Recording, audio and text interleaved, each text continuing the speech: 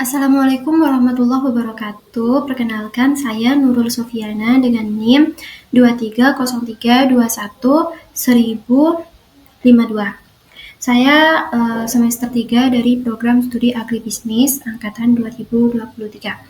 Nah, untuk memenuhi tugas untuk yang UTS dari mata kuliah metode kuantitatif 2, di sini saya membuat berupa mini riset yang judulnya yaitu penilaian mahasiswa agribisnis Universitas Trunojoyo Madura 2023 terhadap permen Mentos, Big Bubble, Kopiko, Relaxa, dan Alpenlibe dengan analisis korespondensi. Seperti itu. Itu untuk judulnya. Nah, lanjut untuk apa sih yang melatar belakangi dari penelitian atau mini riset ini? Nah, jadi yang melatar belakangi yaitu mahasiswa itu sering mengonsumsi permen sebagai camilan sehari-harinya gitu. Baik pada saat lagi di kelas atau pada saat lagi ada acara gitu, mereka sering konsumsinya tuh permen gitu. Atau pas lagi di kelas juga itu untuk menghilangkan rasa kantuk itu biasanya juga makannya itu permen. Nah, seperti itu. Jadi permen ini sudah menjadi teman kita lah gitu. Nah, jadinya di sini saya melakukan analisis untuk gimana sih preferensi kami dari angkatan 2023 agribisnis itu gimana sih preferensi kami terhadap merek permen yang akan saya teliti gitu. Preferensi mereka tuh seperti apa. Nah, diharapkannya dari preferensi mereka itu hasilnya nanti bakal menjadi pedoman lah seperti itu bagi produsen permennya. Seperti itu. Nah, terus rumusan masalahnya yaitu pertama, bagaimana sih hubungan antara merek permen yang berbeda dengan atribut-atribut yang dinilai oleh responden. Jadi contohnya nih seperti merek permen A. Nah, dia itu berhubungan erat banget dengan atribut yang seperti apa? Misalnya, apakah dia berhubungan erat dengan rasa atau atribut-atribut lainnya. Jadi ingin melihat dia tuh memiliki hubungan erat dengan atribut yang mana gitu. Terus rumusan masalah yang kedua yaitu untuk melihat kelemahan dan kelebihan apa sih yang dimiliki oleh masing-masing merek permen berdasarkan penilaian atribut dari mahasiswa. Jadi nanti kita akan mendapatkan hasil. Nah, tentunya dari hasil itu untuk melihat kelemahannya dan untuk juga melihat kelebihannya tuh apa gitu. Nah, jika sudah diketahui kelebihan dan kelemahannya, nanti bisa tuh mengambil strategi untuk gimana supaya merek permennya ini menjadi lebih baik lagi gitu, dilihat dari kelemahannya, jadi bisa diperbaiki gitu. Nah, sehingga tujuan penelitiannya yaitu untuk pertama memetakan hubungan yang tadi antara merek permen dengan atribut-atributnya. Setelah itu tujuan yang kedua yaitu untuk mengidentifikasi kelemahannya dan juga kelebihannya dari tiap merek permen berdasarkan atributnya, seperti itu. Nah, pemanfaat dari penelitian ini diharapkan yang pertama yaitu manfaat teoritis sama yang kedua yaitu manfaat praktisnya. Nah, untuk manfaat yang teoritis itu yang pertama adalah memperluas wawasan dalam analisis preferensi konsumen di bidang pemasaran permen. Jadi ada wawasan ternyata seperti ini ya preferensi dari kami sebagai konsumen yaitu khususnya dari mahasiswa agribisnis angkatan 2023 seperti itu. Nah, yang kedua menjadi referensi tuh untuk studi lanjutan dengan pendekatan analisis korespondensi. Jadi kalau misal ada seseorang lain yang akan melakukan mini riset penelitian seperti itu yang menggunakan analisis korespondensi, nanti bisa penelitian yang saat ini saya lakukan dapat menjadi referensi gitu. Nah, untuk manfaat praktisnya yang pertama yaitu memahami preferensi konsumen untuk meningkatkan produk dan pemasaran. Nah, maksudnya nanti kan diketahui tuh preferensi konsumen dari mahasiswa agribisnis angkatan 2023 seperti apa. Nah, jadinya dapat tuh dilakukan peningkatan produk lah begitu. Dari kekurangannya, dari kelemahannya itu dapat diperbaiki. Kemudian untuk yang kedua, manfaatnya mengetahui kelebihan dan kekurangan merek untuk perbaikan dan inovasi produk. Ya, ini ya seperti itu juga. Nah, kemudian untuk tinjauan pustakanya, yaitu di sini ada konsep dasarnya dulu nih dari analisis korespondensi, dan yang kedua yaitu kita melihat penelitian terdahulu yang menggunakan analisis korespondensi seperti itu. Nah, yang pertama yaitu konsep dasar analisis korespondensi. Jadi, analisis korespondensi itu adalah metode yang mempelajari hubungan antara dua atau lebih variabel kualitatif melalui teknik multivariat secara grafis untuk mengeksplorasi data dari tabel kontingensi. Maksudnya, nanti itu akan ada hasil dari kuesioner kita, atau ya seperti itu, akan ada hasilnya. Nah, itu kan berupa data-data tuh. Nah, nanti data-datanya dijadikan tabel kontingensi. Nah, nanti tabel kontingensinya itu dianalisis lebih lanjut, bisa menggunakan statistika, matematik, atau komputer seperti itu. Nah, nanti hasilnya itu berupa grafis. Nah, di situ nanti dipetakan begitu. Nah, jadi untuk penelitian terdahulu yang dipakai yaitu penelitian dari Hasan dan Fauzia pada tahun 2019, yang dimana beliau tuh menganalisis mengenai luwak white coffee, tentang kopi yang luwak gitu. Jadi akhirnya tentunya menggunakan analisis korespondensi. Nah, dari penelitiannya itu ditemukan bahwa keputusan pembelian luwak white coffee itu dipengaruhi oleh, ini ada kesalahannya, maksudnya bukan kopi putih, melainkan luwak white coffee. Jadi merek kopi gitu, merek kopi luwak yang ada di Indonesia namanya luwak white coffee. Jadi ditemukanlah di penelitiannya ini bahwa keputusan pembelian luwak white coffee itu dipengaruhi oleh kebutuhan dan praktisnya penyajian dengan atribut utamanya yaitu rasa, harga, dan kemudian yang terakhir itu kemasan. Begitu. Ini hasilnya dari analisis korespondensinya penelitiannya Hasan dan Fauzia pada tahun 2019. Dan mohon maaf juga untuk penelitian terdahulunya ini, saya sebagai peneliti itu menggunakan penelitian yang dimana dia bukan meneliti tentang permen, melainkan tentang kopi, karena waktu saya mencari tentang analisis berhubungan dengan kopi itu ada, cuma tidak menggunakan analisis korespondensi seperti itu. Jadi menggunakan analisis lain, dan tujuan penelitiannya itu pun juga beda seperti itu.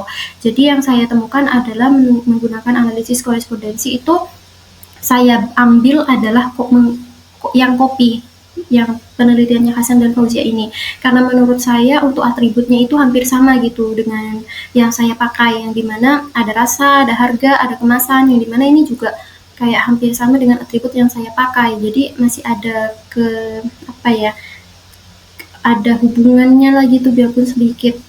Jadi mohon maaf untuk penelitian terdahulunya tidak menggunakan yang sama-sama permen dan sama-sama analisis korespondensi. Di sini hanya menggunakan yang luwak white coffee, tapi analisisnya sama, yaitu analisis korespondensi juga gitu. Selanjutnya untuk metode penelitiannya. Nah, jadi metode penelitiannya itu yang pertama adalah populasi dan sampelnya. Nah, untuk populasinya itu saya mengambil mahasiswa agribisnis UTM 2023, angkatan 2023, maksudnya seperti itu. Yang dimana sampelnya itu saya mendapatkan sebanyak 67 responden yang mengisi kuesioner saya, begitu. Dan lanjut untuk merek dan atribut ya. Merek dan atributnya, nah merek yang saya pakai itu ada 5, ada Mentos, merek permen Mentos, Big Bubble, Kopiko, Relaxa, dan Apple Label. Jadi 5 merek ini yang biasanya dibeli oleh mahasiswa gitu. Yang biasa saya temui, mereka itu biasanya ya membelinya tuh yang merek-merek yang 5 ini begitu. Terus selanjutnya untuk atributnya yang saya teliti itu ada rasa, warna, teksturnya, kemasannya, ukurannya, harganya, dan bentuknya. Jadi ada 7. Rasanya itu ya seperti apa, apakah mereka suka seperti itu. Warnanya juga dari 5 merek ini kan berbeda-beda, ada yang coklat, ada yang warna-warni. Terus teksturnya juga berbeda-beda ya, ada yang keras, ada yang lembut, lunak seperti itu. Kemasannya juga berbeda-beda, ada yang warna-warni, ada yang hitam-hitam gitu. Ukuran dari permennya juga berbeda-beda, harganya pun juga berbeda. Nah, bentuknya pun juga berbeda, ada yang bulat, segi 4, persegi panjang, ada yang bentuknya kayak apa itu ya, kayak ada pegangannya terus bulat gitu di atasnya, jadi bisa dicucuk seperti ini gitu. Ada yang seperti itu. Nah, kita akan melihat nih yang mana kira-kira dari merek-merek ini, Big Bubble ini kira-kira dia melekat dengan atribut yang seperti apa. Terus Mentos ini juga melekatnya dengan atribut yang seperti apa. Kira-kira kelebihan dan kekurangannya itu terletak di atribut mana saja. Nah, kita akan melakukan penelitiannya begitu selanjutnya nanti. Nah, untuk selanjutnya yaitu pengumpulan datanya. Nah, pengumpulan datanya itu saya menggunakan kuesioner dari Google Form ya, Google Form. Dan di kuesionernya itu ada nama, ada jenis kelaminnya respondennya, ada usianya berapa, terus ada frekuensi konsumen permen frekuensi konsumen terhadap permen itu, frekuensi konsumsi permennya si responden, terus dan yang terakhir itu ada penilaian terhadap merek permen yang diteliti. Nah, maksudnya seperti ini saya jelaskan. Untuk kuesioner yang pertama nama, ya seperti biasa ya, namanya siapa, jenis kelaminnya kira-kira perempuan kah, laki-laki kah. Nah, untuk usianya ini juga nantinya supaya mendapatkan hasil, kira-kira ternyata dari mahasiswa ini kebanyakan usianya misal 20 tahun, 23 tahun, seperti itu paling banyaknya gitu.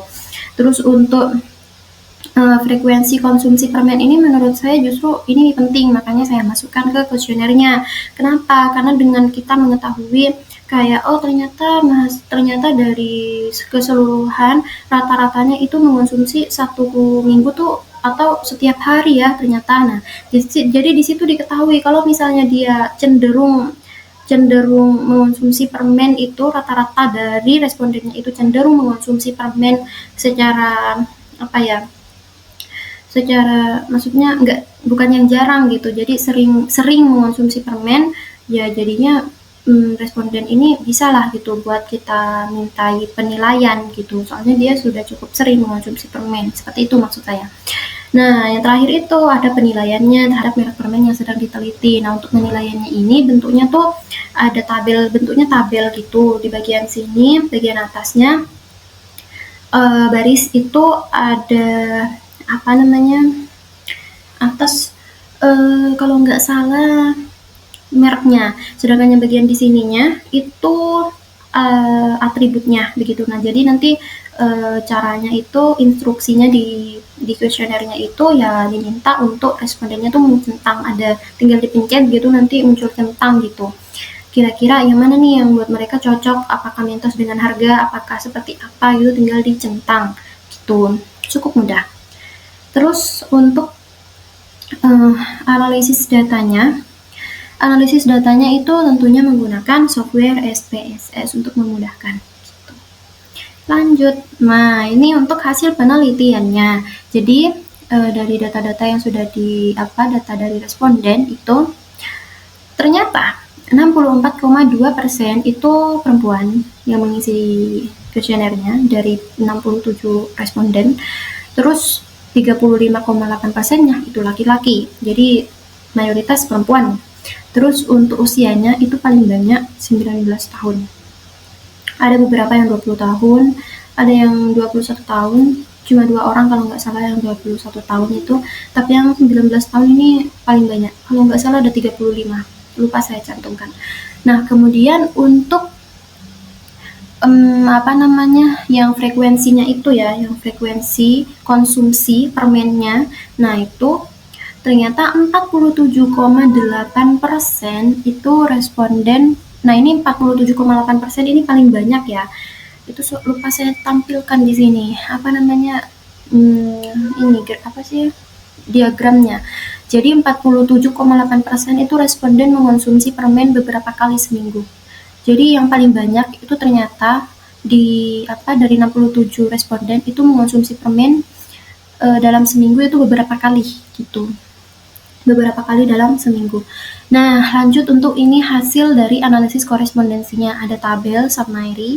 Nah, di sini ada nilai chi-square-nya dan ada nilai signifikansinya. Nah, di nilai sig-nya ini ada 0,011 yang artinya sudah lebih kecil dari 0,05 sehingga bisa dikatakan signifikan. Ini yang paling penting. Terus kemudian bisa dilanjut gitu kalau sudah signifikan ya kan. Nah, untuk yang kedua adalah dimensinya. Kita di sini pengen melihat dimensinya itu ada di dimensi berapa, 2 kah atau lebih, seperti itu. Nah, untuk melihat untuk melihat dimensi ini adalah kan ada nilainya tuh di sini di accounted for ini kan ada nilai. Nah, ini kita melihat nilai yang lebih besar dari 0,2. Nah, tentunya ini kan 0,76 ini lebih besar dari 0,2. Terus ini 0,269 ini juga lebih besar dari 0,2. Sedangkan ke bawahnya ini udah lebih kecil, jadi ini udah nggak diambil. Jadi yang diambil hanya segini. Sedangkan ini termasuk dimensi 2, begitu. Jadi dimensinya ada di dimensi 2. Terus untuk nilai kumulatifnya itu di sini tarik garis. Nah, di sampingnya ini adalah 0,975 yang artinya sudah 97,5%, sehingga sudah cukup gitu buat diinterpretasikan di dimensi kedua ini. Bisa lanjut kita lanjutkan gitulah buat diinterpretasikan di tabel selanjutnya. Nah, di selanjutnya itu ada tabel, yaitu tabel row profil sama kolom profil. Nah, jadi untuk yang row profil ini kita melihat nilai tertingginya dari baris. Jadi dari sini ke samping gitu. Nilai tertinggi ke samping. Jadi dirasa ini nilai tertingginya itu ada di Kopiko. Nah, gitu. Terus warna, ini nilai tertingginya ada di Mentos. Nah, terus tekstur ini nilai tertingginya, ini yang tertinggi ada di Alpenlabel, gitu-gitu. Kemasan juga, tertinggi, ternyata di sini. Begitu, jadi nilai tertingginya di tiap baris gitu. Terus kalau untuk kolom profil ini melihat nilai tertingginya dari baris, jadi dari atas ke sini nilai tertinggi.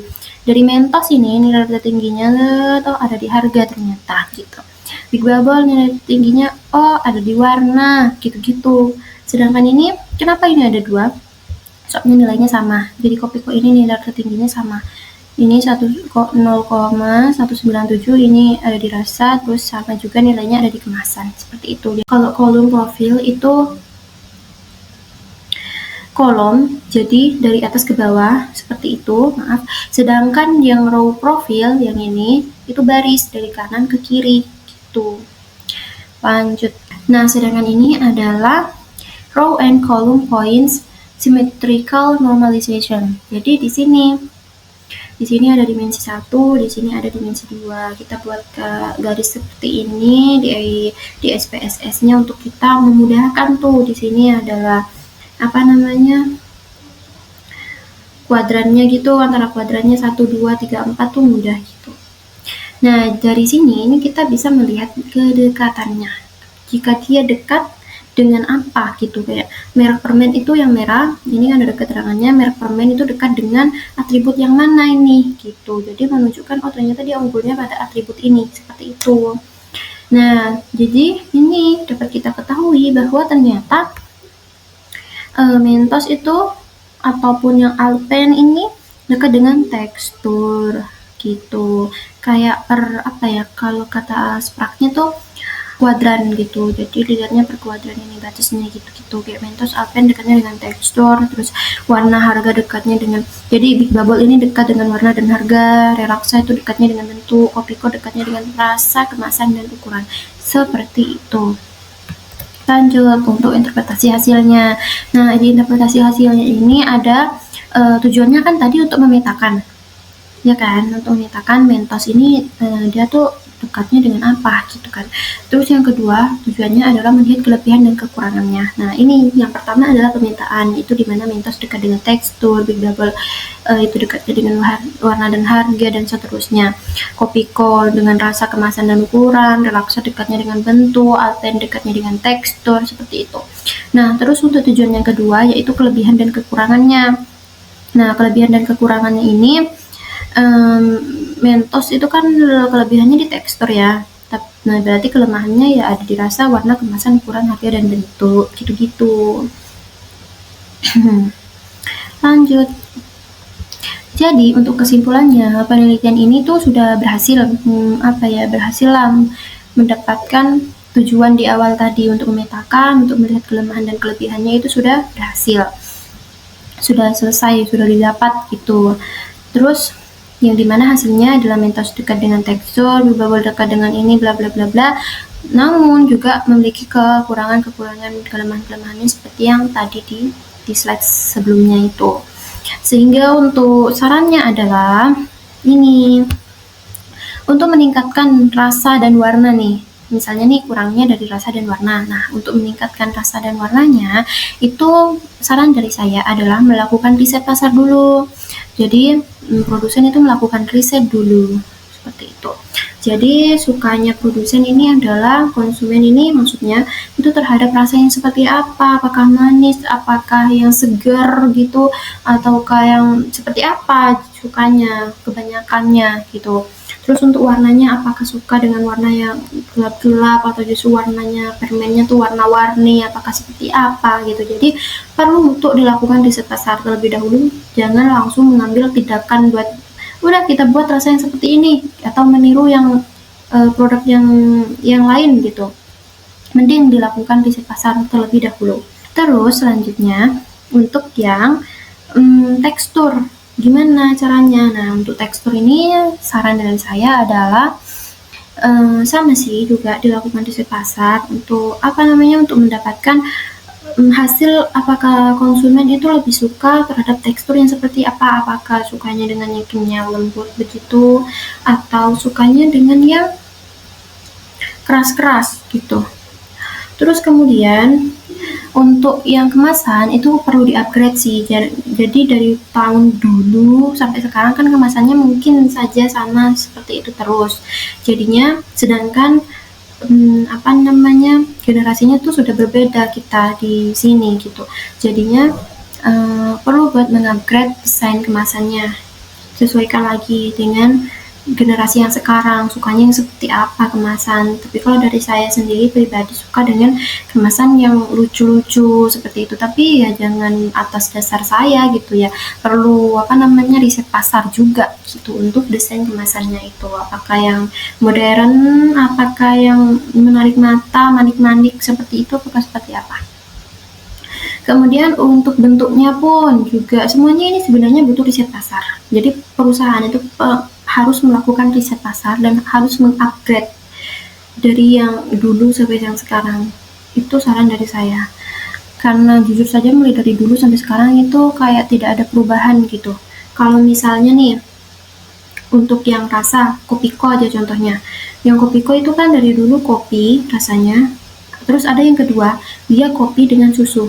Jadi bentuknya tuh bulat, terus bulat bawah itu kopi, bulat atasnya itu susu. Ada yang seperti itu.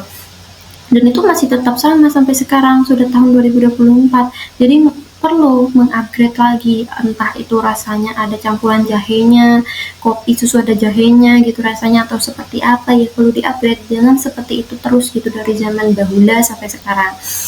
Jadi perlu adanya riset pasar dan mengupgrade permennya, baik dari permennya sendiri atau dari kemasan permennya gitu. Soalnya dari hasil penelitian terdahulu yang dimana dari penelitiannya Hasan dan Fauzia tahun 2019 itu hasilnya kalau kemasan rasa itu berpengaruh, kemasan itu berpengaruh juga biarpun nggak dimakan gitu. Jadi ya perlu di-upgrade dan riset pasar. Terus untuk ukuran untuk bentuknya juga ya perlu ini sih, bentuk dan ukurannya perlu dirisetkan juga. Jadi sukanya bentuknya seperti apa, apakah bentuknya boneka, bentuknya seperti apa gitu, kita sesuaikan juga dengan segmen pasarnya itu seperti apa. Ukurannya pun juga. Terus untuk untuk harga, untuk yang strateginya harga ini menurut saya permen itu harganya sudah cukup terjangkau ya, menurut saya pribadi. Cuma mungkin perlu tuh pengembangan kayak di-upgrade, jangan yang gitu-gitu aja itu. Kayak contohnya itu bundling kayak apa sih namanya? Jadi paket gitu, satu paket gitu. Kalau kemarin-kemarin kan satu kemasan terdiri dari permen-permen kecil gitu kan. Nah, mungkin perlu tuh berkaca terhadap produknya rokok contohnya. Nah, rokok itu seperti yang kita tahu dulu-dulu dia bentuknya tuh kotak, terus bisa dibuka, terus ada rokoknya berjejer gitu kan. Nah, sedangkan sekarang rokok itu ada yang bentuknya tuh kayak apa ya, kayak ada wadahnya gitu, bagus wadahnya, bulat, terus di situ banyak rokok isinya. Jadi apa ya, bagus gitu, bisa buat ditaruh di, kalau misal buat yang pengonsumsi rokok ya bisa ditaruh di meja buat tamunya seperti itu tuh. Oke, jadi untuk permen ini mungkin juga perlu yang seperti itu. Jangan yang kemasannya tuh apa yang seperti digantung seperti itu kan, yang kotak seperti ini. Jadi perlu tuh kayak bikin apa, dia tuh bisa ditaruh dengan bagus, dengan baik, ada wadahnya langsung dari pabriknya sana. Nanti kayak cantik aja gitu ditaruh di apa namanya, di meja seperti itu, di meja ruang tamu. Jadi mungkin perlu melakukan yang seperti itu, tapi ya perlu riset juga sih. Tapi menurut saya perlu perlu apa namanya, perlu perbaikan lah seperti itu, atau perlu penambahan lagi gitu dari yang awalnya seperti ini, ada lagi nih yang bentuknya tuh paket bantu apa sih, paket gitu, yang paket rumah tangga seperti itulah intinya. Ini saran-saran untuk memperbaiki atribut-atribut yang dinilai kurang oleh konsumen. Nah, kemudian untuk saran-saran yang untuk penelitian yang akan datang, untuk penelitian mendatang gitu, sarannya menurut saya sih perlu ya. Ini populasinya, lokasinya itu lebih dieksplor lagi, lebih besar, gede lagi gitu kan. Kalau saya ini hanya sebatas mini riset di populasinya tuh hanya mahasiswa agribisnis angkatan 2023 yang jumlahnya itu 151 orang. Jadi perlu buat melakukan apa ya, penelitian itu yang populasinya, lokasinya juga semakin meluas gitu. Jadi hasilnya tuh benar-benar mewakili seluruh Indonesia gitulah harapannya. Jadi ini saran aja sih buat penelitian yang mau meneliti permen dengan merek seperti ini. Terus bisa tuh juga ditambahin di penelitiannya tuh tentang promosi seperti itu, tentang promosinya itu, penilaian dari konsumen itu seperti apa, distribusinya, loyalitas mereknya gitu-gitulah. Jadi lebih dalam banget tentang preferensi konsumennya gitu. Nah, jadi sekian presentasi mini riset dari saya tentang merek permen yang ada 5 tadi itu, yang populasinya adalah mahasiswa agribisnis angkatan 2023 dari Universitas Trunajaya Madura gitu. Saya harap penelitian ini dapat menambah wawasan saya tentang analisis korespondensi, tentang ternyata seperti ini penilaian permen dari teman-teman saya gitu. Saya sangat senang dan saya minta maaf jika misal ada kesalahan kata atau redaksi atau seperti apa gitu. Saya mohon maaf kurang lebihnya. Terima kasih. Wassalamualaikum warahmatullahi wabarakatuh.